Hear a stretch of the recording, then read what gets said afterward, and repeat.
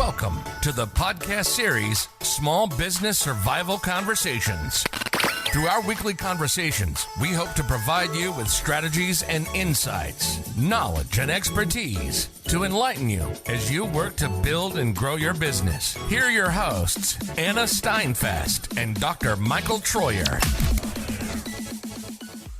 Welcome, everyone, to Small Business Survival Conversations. I'm Michael Troyer, and I'm here with my colleague, Anna Steinfest. Good morning, Anna. Good morning, everyone. And we have a special guest with us this morning.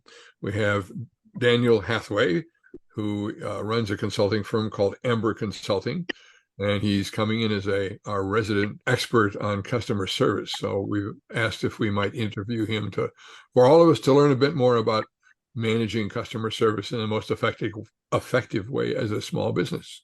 So, Anna, we shall get started. Yeah, absolutely. So, Dan, can you tell us about your journey and how do you develop, I will call this one like your superpowers in customer service? Yes, absolutely. Yeah. So I like superpowers. That's fun. Yeah. So I'd say my journey really started at a younger age. I just kind of had this desire and passion to engage with people and find out more about them. And I just realized that it was something that really gave me a lot of joy, was really seeking out different people and listening to them and seeing kind of how I could get to know them better. I was a very outgoing person in general, which I think not everyone has going for them. And I'd say it's not something that is required to give great customer service, but it was something that definitely helped me find this kind of passion that I have. But through that, I've engaged in customer service and what I like to call experience, guest experience in many ways, through retail, through corporate hospitality, through, restaurants. And I think there's a lot of basic principles that work no matter what field you're in, whether that's sales, which I did for a good amount of time, which I think is a specific kind of technique that you need, because it's a little bit different than just a organic interaction that you're having based on, somebody already coming to you. It's you're now trying to get to them and you're trying to figure out, how do I best reach this audience? And I think a lot of these principles really lay a great foundation for all those things. Dan, I think we find ourselves in kind of an interesting and unique time in business where the companies are using more artificial intelligence and other means to interact with us, technology, if you will. And at the same time, customers are more demanding and impatient, perhaps, than ever before. So how do you use customer service? How do you propose to use customer service to differentiate a business from its competition? What role does good customer service play in that differentiation process? Yeah, I think good customer service comes in the moment. Well, I think actually it can guide a lot of those tools that you just mentioned. So when we think about how amazing AI is and how great that can be for your business, once you kind of understand its applications and you have enough of a basis to implement it in your business in a way that you feel is organic and genuine to your message and your goal. I think the moment that you start thinking of guest service or guest experience or customer service as a separate thing from everything else you're doing, you start to kind of devalue it a little bit, because you want to start thinking about the experience that somebody is having with your business from the first moment they engage with it, right? So that's your web page, what's the experience that user is having when they engage there. That's the phone call. If you're using a virtual assistant to help book things for you, you should be looking at it from, how difficult is it for this person to engage with my business? And is this something that is an enjoyable thing? Is this something that's curating a welcoming experience? Is this something that's bringing them closer to my business, or is it actually creating roadblocks and making it more difficult for them? Dan, you mentioned about guiding principles. Can you share some of them with our listeners today? Of course, yeah. I was thinking about this a lot, and I was like, man, if I could only get one piece of advice, what would it be? And a long time ago, somebody told me that if you're thinking from a transaction mindset, you're going to be maybe mildly successful, right? If we're engaging with our customer or a guest thinking about only what can I achieve from my business out of this interaction this one time, you're thinking very short-minded, and you're going to do really well that day. But if you start to refocus and reprioritize kind of your thinking of how do I create a guest or a relationship for the life of my business, then you're starting to think in a successful mindset of, I'm no longer looking at this person as a transactional mindset. I'm looking at it as, how can my business best build this person? How can my business best add value for this person? And then how you approach that whole conversation and how you approach that person in general changes, right? Now you're looking for like small details and different things that you can help add, right? You're listening more attentively because you're trying to figure out like, what is the best thing for this person? Not here, let me tell you what the best thing is for you, right? And that kind of is just the basis of relationship, right? Like if you go into a dating or a marriage relationship in the same way, it's probably going to be a little challenging if you're not taking the time to really learn about that person and really what they need from you and how you can best support them instead of vice versa.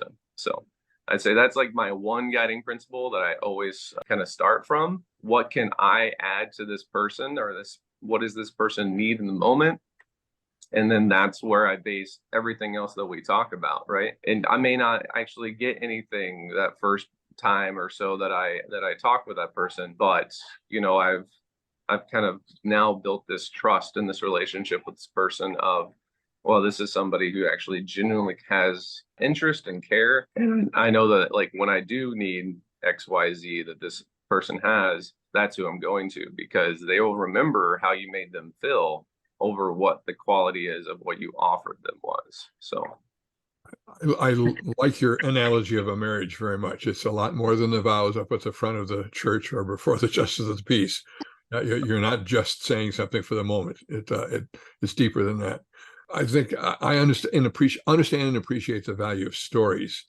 Do you have a story of a bad customer situation that you resolved or helped a client resolve that would help us see this in practice? yeah, I mean, I think a big one was, for a while I actually was a health coach, and I still do health coaching, and I think that is a unique field to be in, because from the first moments that I start interacting with somebody, we're discussing a topic that is fairly private for most people, right? We're talking about some of the things that aren't as talked about, like, what is your eating schedule like, right? Like, who else in your life are you sitting down with and going over everything that you consume in one day, So it's a lot of finite things of like, well, here are the things that I'm doing. And then there's also a lot of that element of like, what's going on that's helping or hurting you in this journey, right? Like the emotional state, the life state, all of these things. So I say that to preface that,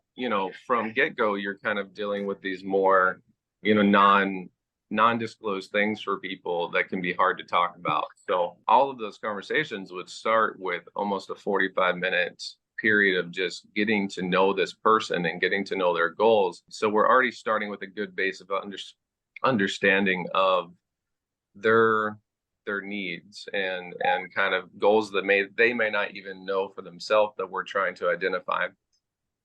And so while I was doing that, I did have maybe 2 or 3 different members that, so I'm just trying to think of the best way to kind of put all this for you. 2 or 3 members that would like get really into it and had done fairly well. And then for whatever reason, life would happen, right? And then it is easier to then when you're dealing with something as personal as your own weight loss journey or things within change, which is really difficult, it's almost easier to find a like system or a thing to blame for any type of like progress stagnation or things like that. And so a lot of that, normally what that is like we are trying to help have a deeper conversation of problem solving. So when we'd have a member who would be upset and say, hey, this is not working, right? Like, we've talked about this stuff and I'm doing everything correctly and I've paid this money, and I no longer feel like it's working for me, right? That's a hard topic because it's like, well, you're right, you're not getting progress, and you know, you paid us for that progress. And then what has to happen is like really honest conversation and really getting down to kind of the grit of what's really going on. So all that to say, when dealing with like a difficult situation or a guest who's having an issue, I think it's really important that we look past what that issue is and not see just what the problem is, but like what's actually happening behind that. What's the like cause of the surface issue that we're seeing, right? So in a lot of these cases, it could just be, Having a bad day, yeah. having a bad day, right? Exactly. So, It's yeah, and I sometimes it's like that. yeah, I talk to a lot of staff or people that I work with, and they're like, man, like this person was just really hard to like work with. They're like really stressed out, or they're, you know, really aggressive with me. And it's like we just don't have the same energy, right? And that's always going to happen because people are people and not everyone's personality is exactly the same. And it's really important to know that these people are coming from all different walks of life. Like you could be interacting with this person on the worst day that they've had, right? And that's an awesome opportunity, right? Because we are now a part of that day and we have an opportunity to be the opposite of what they've experienced, right?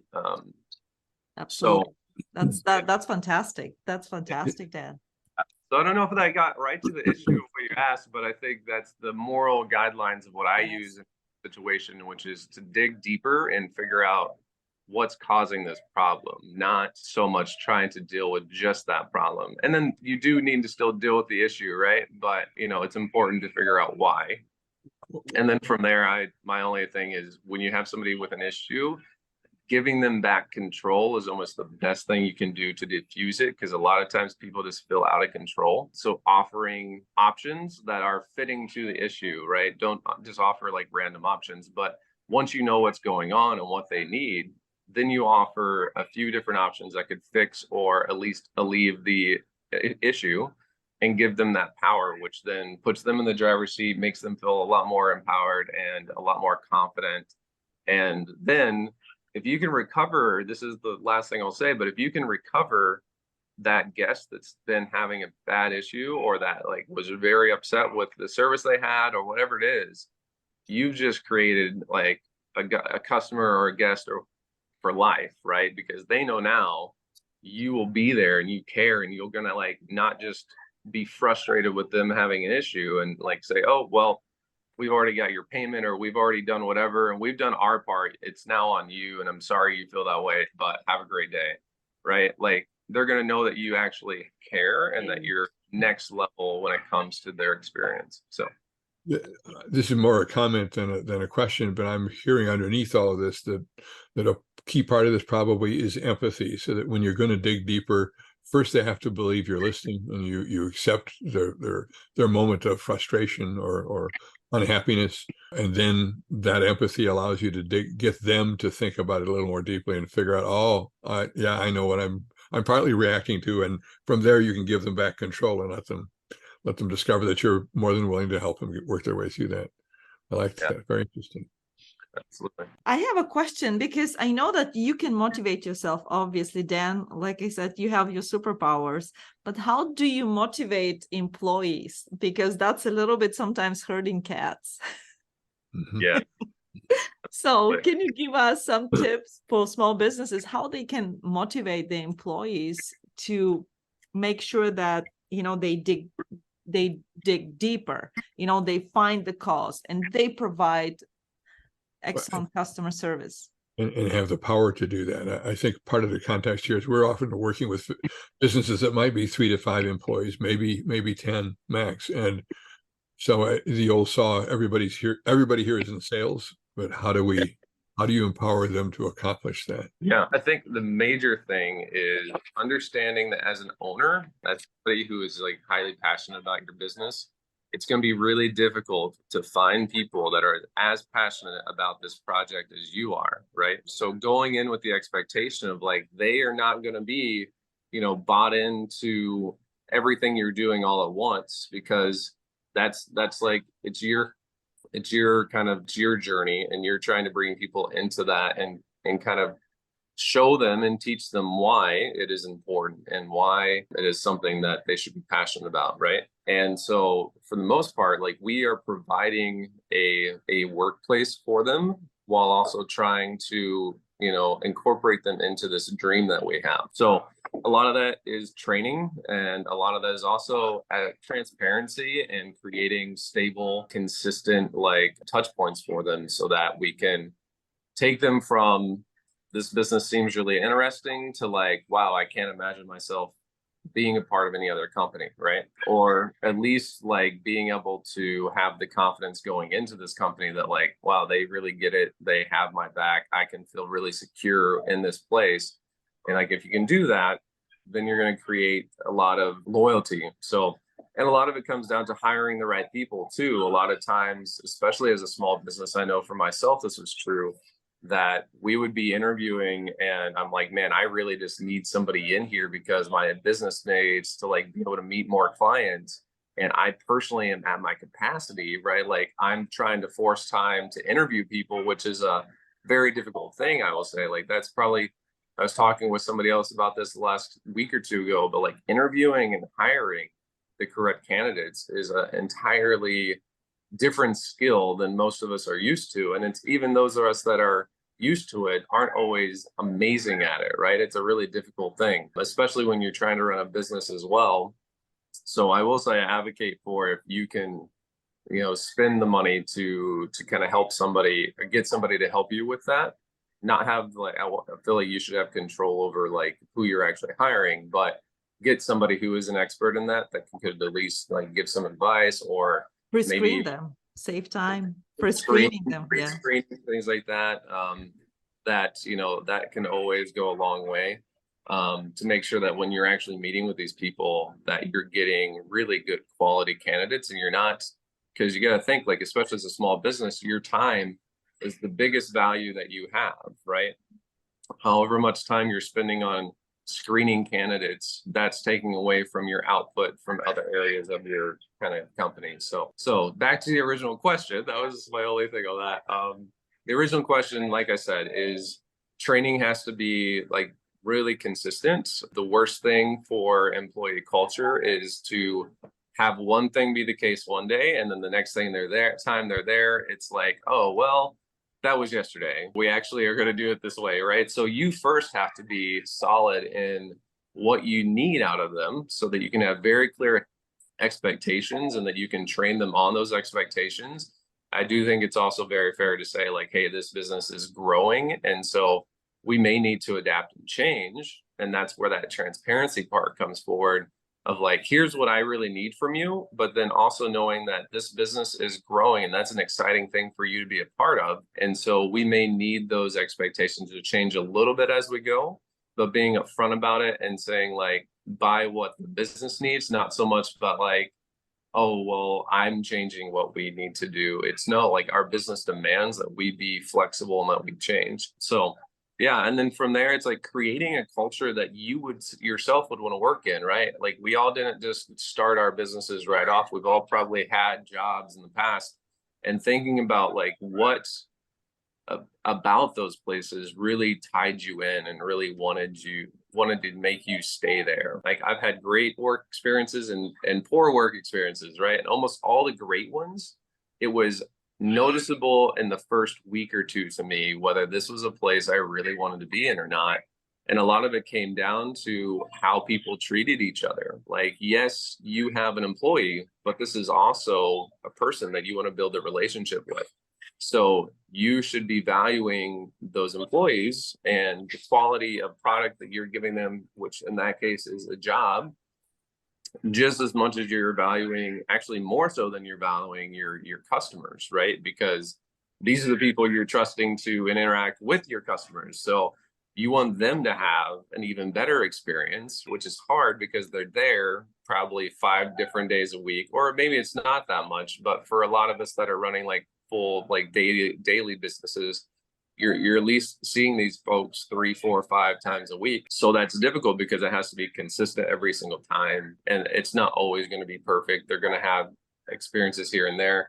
which is where that empathy part comes in, letting them know that like, hey, your feedback is valuable and like we appreciate it, and showing that you actually care about their experience with you as an employer can go a really long way.